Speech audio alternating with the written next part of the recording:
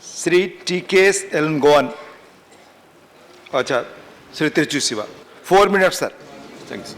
Thank you, Deputy Chairman. And I think we will follow Digvijay in making brief points always. well within the time. I'll start from me. Yes. As my colleague, senior colleague, Mr. Digvijay Singh, observed here, subsequent to the UGC guidelines 2006 that provide the cadre or unit for determining reservation roster points in teaching points, which was passed in the Allahabad High Court, was upheld in the Supreme Court.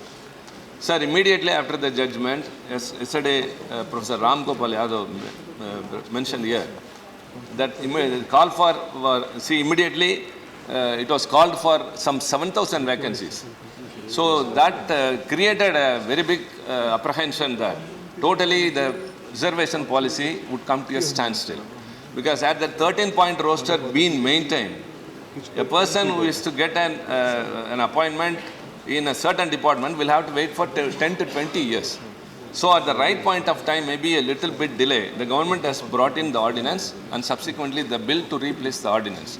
It says that it will be a unit, and so the 13-point roster has been converted into 200-point roster, and it should be welcome. So 7,000 vacancies in higher education institutions like colleges and universities, if they are vacant, already our students are suffering by lack of accessing to higher education.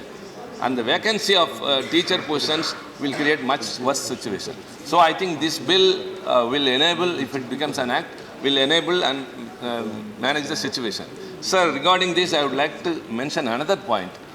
Because of the social setup in our country, it is inevitable that only a reservation policy could bring the society at least to a near equality.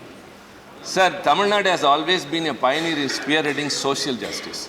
Sir, it is right to mention here that the first amendment to the Constitution in the year 1951 was only for reservations. Because of the agitation that was in Tamil Nadu by our late leader Periyar, Anna and Dr. Kalaignar Karunanidhi,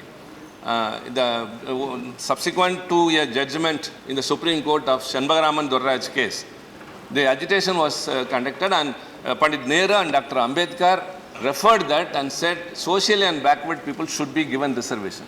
That was the first ever amendment to the Constitution. So, sir, we hail from Tamil Nadu, and our leader, Dr. Kalaignar, when he was the Chief Minister, he provided 30% reservation for women in all workplaces in the government.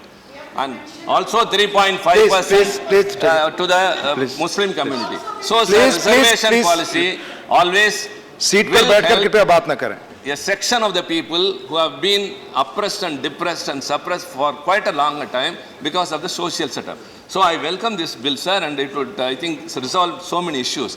And only one important point I would reiterate, which my other colleagues also pointed out, there are some exemption lists. Why this? Because, kindly remember, the Agniputra Abdul Kalam, or this Mailsami Annadurai, who is the main reason for Chandrayaan and Mangalayan, they are all from OBCs.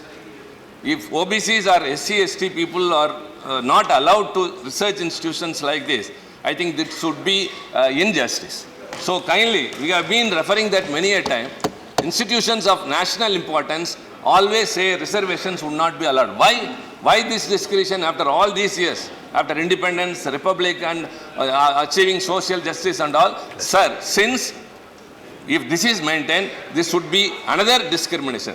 So I think the new minister, I think, who is very much interested in taking up good things, I would request him or urge him, kindly keep this into consideration, and institutions of national importance should not exempt reservation in their institution for admission or for appointments. So that is the main point, sir. With this, I welcome this bill on behalf of the DMK. Thank you. Thank you very much. Thank you, Tiruchi.